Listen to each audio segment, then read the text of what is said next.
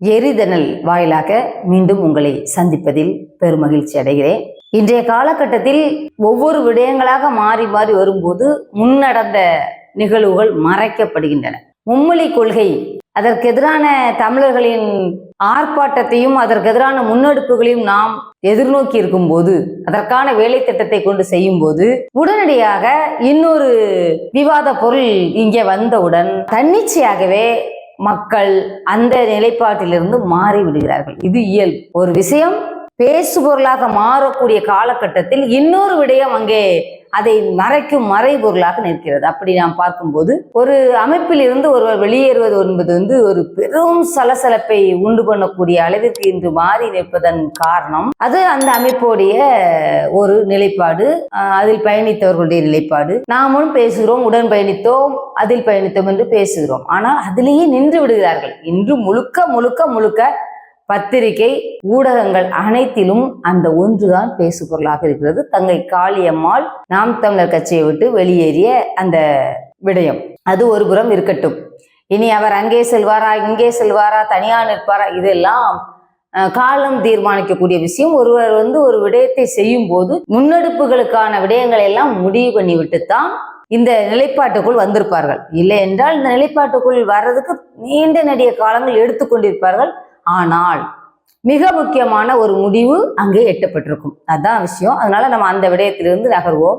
மீண்டும் மீண்டும் மீண்டும் தமிழக அரசு தமிழர்களை எப்படி வஞ்சிக்கிறது என்றால், இருமொழி கொள்கை என்று பேசிக்கொண்டு தாங்கள் நடத்தும் பள்ளிக்கூடங்களில் மெட்ரிகுலேஷன், சிபிஎஸ்இ, இன்டர்நேஷனல் இந்த பள்ளிகளை எல்லாம் யார் நடத்துகிறார்கள் என்றால் அதிகப்படியாக அரசியல்வாதிகளும் அவர்களுடைய பின்புலத்திலிருந்து வேறொரு நபரும் நடத்துகிறார்கள். இந்த பள்ளிகளிலெல்லாம் கட்டாயமாக இந்தி படித்தே ஆக வேண்டும் என்ற நிலைப்பாடு இருக்கின்றது. அப்படி பார்க்கும்போது இங்கே ஆளும் மாநில அரசு உண்மையாகவே திராவிட அரசுகள் 60 ஆண்டு காலம் தமிழர் நிலத்தில் கோலோச்சி நிற்கும் போது உண்மையாகவே தமிழை காப்பாற்ற வேண்டும், தமிழை முன்னெடுக்க வேண்டும், தமிழை இதிலும் செம்மைப்படுத்த வேண்டும் என்று நினைத்திருந்தால் ஆங்கில வழி கல்வி பள்ளிகளுக்கு முதலில் இங்கே அனுமதி அளித்திருக்க கூடாது.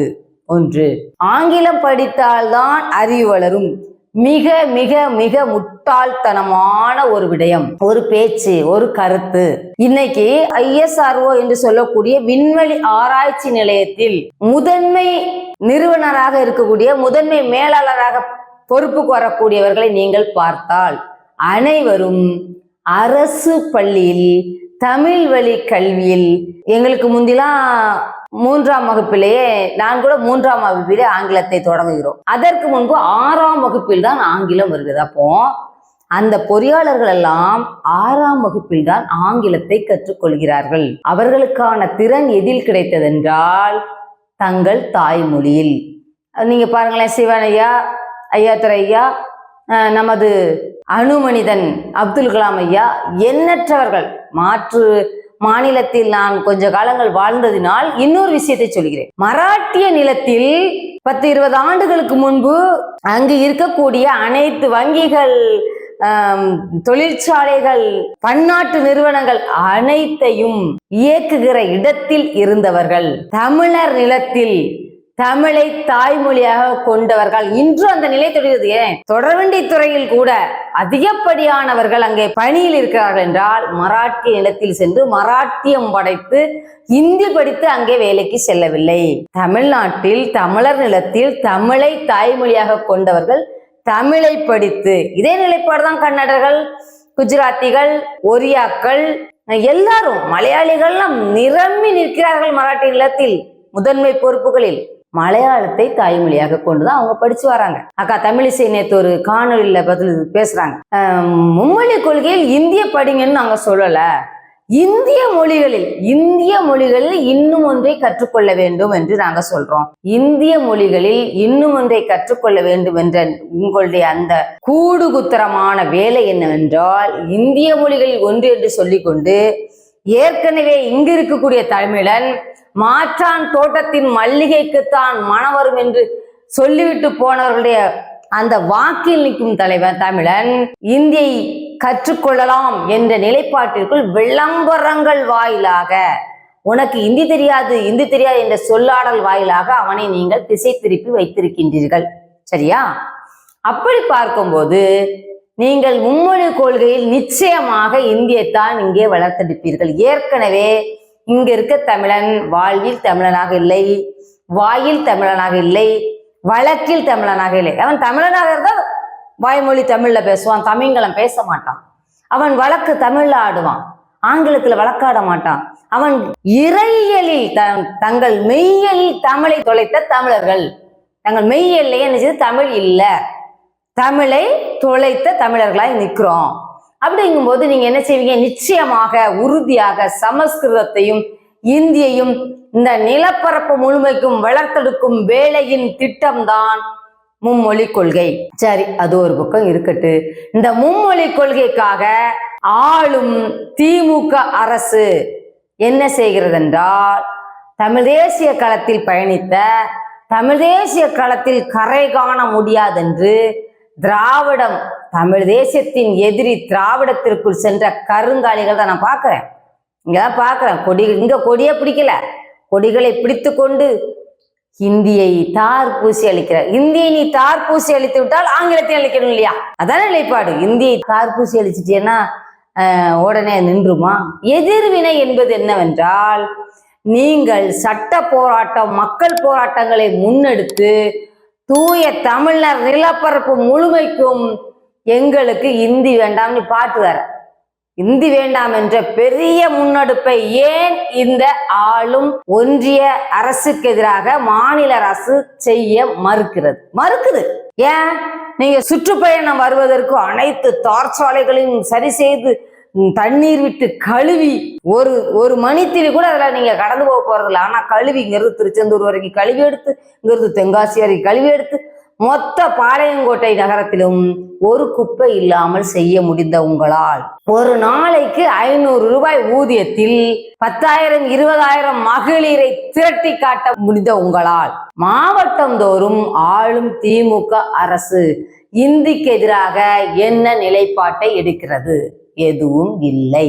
காரணம், இவர்களுக்கு ஒரு மத்திய மந்திரி பதவியும் ஒரு இலாக்கா துறையும் ஒதுக்கப்பட்டால் போதும், இவர்கள் இந்தியை ஏற்றுக்கொள்வார்கள். இதான் நிலைப்பாடு. நீங்க சும்மா உதயநிதி ஸ்டாலின்லாம் ரொம்ப பேசுறாரு. உங்க குடும்பத்தில் நடத்துற பள்ளிக்கூடங்கள் எல்லாம் இந்தி இல்லையா? நீங்க எல்லாம் தூங்கிக்கிட்டா இருக்கீங்க? கிடையாது. ஏன்னா அவன் இருமொழி கொள்கையில் இன்னும் ஸ்திரமாக தெலுங்கை படித்துக் கொள்ளலாம். மும்மொழி கொள்கை வந்தா ஒரு தமிழ், ஒரு ஆங்கிலம், ஒரு தெலுங்கு, மற்றவங்களும் ஹிந்தி படிக்க வைப்பாங்க. அவங்களுக்கு தெலுங்கு தூய்மையா படிக்கணும். காமாட்சி நாயுடு பேசிட்டு இருக்காரு இல்லையா? அது போல. எனவே என் அருமை தமிழ் சொந்தங்களை அந்த நேரத்தில் விடக்கூடாது. மும்மொழி கொள்கைக்கு எதிரான மிகப்பெரிய விடயங்களை தமிழ் தேசியர்கள் உடனடியாக செய்ய வேண்டிய காலத்தின் கட்டாயம். எங்க அண்ணன் வேல்முருகன் திராவிடத்தினோடு கூட்டணியில் இருக்கக்கூடிய தமிழ் தேசியவாதி, சரியான நபர், அப்படி என்று நிறைய நல்ல மனிதர். ஆனால் அண்ணனுடைய அழுத்தம் என்ன? மும்மொழி கொள்கைக்கு எதிராக அண்ணனுடைய செயல்பாடுகள் என்ன? ஏன்னா ஒரு போராட்டம், ஒரு ஆர்ப்பாட்டம் என்றால் அதை மிகச் சரியாக திட்டமிட்டு பெருந்திரள் காட்டக்கூடியவர் அண்ணன் வேல்முருகன். ஏன் இன்னும் அண்ணன் ஒன்றும் செய்யவில்லை? உடனே கீழே வந்து அக்கா நீங்க ஏன் செய்யலன்னா என்ன கேட்கக்கூடாது. நான் எனக்கு முடிஞ்சதெல்லாம் செஞ்சுக்கிட்டு தான் இருக்கேன். ஆனா உங்கள் பின்னால் பெரும்படை இருக்குது. இன்னைக்கு 2 பேர் பின்னால் தான் பெரும்படை இருக்கு. ஒன்னு அண்ணன் சீமான், இன்னொன்னு அண்ணன் வேல்முருகன். செய்யுங்களேன், ஏதாவது ஒண்ணு செய்யுங்களேன்னா நீங்க ஏற்கனவே சேர மாட்டீங்க 2 பேருமே. அதுவே பெரிய இது. இப்போ அங்க யாரெல்லாம் இருக்கான்னா, இங்க இருந்து போன முக்கிய பொறுப்பாளர்களும் அங்க அண்ணன்ட்ட, இந்த அண்ணன்கிட்ட இருந்து அந்த அண்ணன்கிட்ட போயிருக்கீங்க. என் அருமை தம்பி திருச்சி பிரபு, திருச்சியை ஸ்தம்பிக்க பண்ணக்கூடிய அளவிற்கு போராட்டங்களை நடத்தி காட்டிய நீங்கள், மும்மொழி கொள்கைக்கு எதிராக நீங்கள் சார்ந்திருக்கக்கூடிய அமைப்பை உடனடியாக பெரும் ஒரு போராட்டத்தை, இதுக்கு நிச்சயமா மாநில அரசு அனுமதி வழங்கித்தான் ஆகணும். ஏன்னா மாநில அரசு செய்ய வேண்டியதை மாற்று கட்சியினர் செய்கிறார். ஏன் அதிமுக எங்க போச்சு? எங்க ஐயா எடப்பாடி பழனிசாமியார் எங்க போனீங்க? இப்போ உங்களுக்குலாம் பெரிய வாய்ப்பு. நீங்க தமிழுக்கு ஆதரவா பேசுறீங்களோ இல்லையோ தெரியல. நீங்க இந்த போராட்டங்களை முன்னெடுப்பதில் உங்கள் பலம், உங்களுடைய வலு தெரியும். இன்னொன்னு, திமுக உங்களுக்கு எதிரான நிலைப்பாட்டை எடுத்தால் அதனுடைய முகம் மக்கள் முன்னால் வெளியே வரும். இதெல்லாம் உங்களுக்கு அரசியல் கூட ஆதாயம் தான். ஏன் இதை நீங்கள் செய்ய மறுக்கின்றீர்கள்? அடுத்தல தானை தலைவன் தன்மான சிங்கம் இங்க திருநெல்வேலியில இருக்கோ பூரம் தமிழக வெற்றி கழகத்துலதான் சேர்ந்திருக்காங்களாம். தமிழக வெற்றி கழகத்தின் நிலைப்பாடு என்ன? அவங்க அம்மா சோபா சந்திரசேகர்கிட்ட கேட்டு தெலுங்குல கேட்டு பேசுவாரா? தமிழன் தலைமையேற்று வா, தமிழ் தாய்க்கும் தமிழ் தகப்பனுக்கும் ஒருவன் பிறந்தால் அவன் தமிழன். இதான் அங்க நிலைப்பாடு. ஆங்கிலோ இந்தியனை ஒருவர் கல்யாணம் பண்ணி கொண்டா ஒண்ணுங்க தமிழன் ஆயிரலாமா? இல்ல. அதனால என் அருமை சொந்தங்களே, ஆளும் அரசுகள், இங்க ஆண்டுக்கூடிய அரசு திமுக அரசு உடனடியாக இந்த நிலத்தில் மும்மொழி கொள்கை எங்களுக்கு வேண்டாம் என்றால் வீரியமான ஒரு முன்னெடுப்பை எடுக்க வேண்டும். இல்லை அதிமுக அதை செய்து முடிக்க வேண்டும். இல்லை தமிழ் தேசியர்கள் ஒருங்கிணையுங்கள், நாம் செய்து காட்டுவோம். இந்த திமுகவின் முகத்திரையை கிழித்து காட்டுவோம். நீங்கள் யார் மும்மொழி கொள்கைக்கு எதிரான நிலைப்பாட்டை முன்னெடுத்தாலும் என் அருமை அண்ணன் தம்பிகளுக்கு சொல்கிறேன், நிச்சயமாக நான் உங்களோடு நிற்பேன். காரணம், போர் என்பது கூடி செய்ய வேண்டியது. இது பெரும்போர். நீங்க நினைக்கலாம் நாம வீட்டுக்குள்ள, இங்க எல்லாரும் வீட்டுக்குள்ள ஆங்கிலமும் ஹிந்தியும் பேசுறீங்க, எங்களுக்கு தெரியும். ஆனாலும் வருங்கால தலைமுறைகளுக்கு தமிழ் எவ்வளவு முக்கியம் என்பதை எடுத்துக்காட்ட இதை செய்தாக வேண்டியது மிக மிக கட்டாயமாக இருக்கின்றது. எனவே இந்த நேரத்தில் ஒரு கட்சியின் பிரச்சனையை உட்கார்ந்து பேசிக் கொண்டிருக்காதீர்கள். அது நடந்து முடிந்து விட்டது, அடுத்த கட்ட நகர்வுக்கு சென்று கொண்டிருக்கிறது. அவ்வளவு. பத்திரிகையை திறந்தாத என்ன நினைக்கிறீங்கன்னா எனக்கு தெரியல, என்ன நடந்துட்டு நினைக்கிறீங்கன்னு எனக்கு தெரியல. திமுகவில் இருந்து ஐயா வைகோ வெளியேற காரணமா இருந்தது எது? எவ்வளவு சலசலப்பை உண்டு பண்ணியது? பின்னர் என்ன நடந்தது? எதுவுமே நடக்கவில்லை. அதனால் என் அருமை தமிழ்த்தாய் சொந்தங்களே, ஒன்றை புரிந்து கொள்ளுங்கள். நமது நகர்வுகள் நிச்சயமாக இந்த நிலத்திற்கு நன்மை பயப்பதாக இருக்க வேண்டுமே ஒழிய நமக்கானது கிடையாது. நாம் நமக்கானவர்களே கிடையாது. ஒரு களத்தில் இறங்கி பயணிக்க தொடங்கிவிட்டால் நாம் இந்த மண்ணுக்கானவர்கள், நாம் இந்த மொழிக்கானவர்கள். இத மனசுல பச்சை ஊத்தி வச்சுக்கோங்க. நமக்கென்று நிறைய வேலை திட்டங்கள், நமக்கென்று நிறைய வேலைகள், நமக்கென்று நிறைய பொறுப்புகள் இருக்கின்றன. ஆனால் ஒருவன் தமிழ் தேசிய களத்தில் இறங்கி நான் தமிழுக்காக தொண்டாற்றுவேன் என்றால் இங்கே தமிழ் முதலில் வர வேண்டும், மற்றவை எல்லாம் பின்னால் வர வேண்டும். அப்படிப்பட்ட ஒரு நிலைப்பாட்டுக்குள் தமிழ் தேசியர்கள் கடந்து சென்றால் மட்டுமே இந்த நிலத்தில் தமிழ் ஆளும், தமிழர் வரலாறு மீளும். ஆனால் நம்மை இணைக்கும் ஒரே இணைப்பு இந்த மொழி. இந்த மொழியை நாம் விட்டு கொடுத்தால் இந்த நிலம் 100-200 துண்டுகளாக மாறி நிற்கும், அழிந்து போகும்.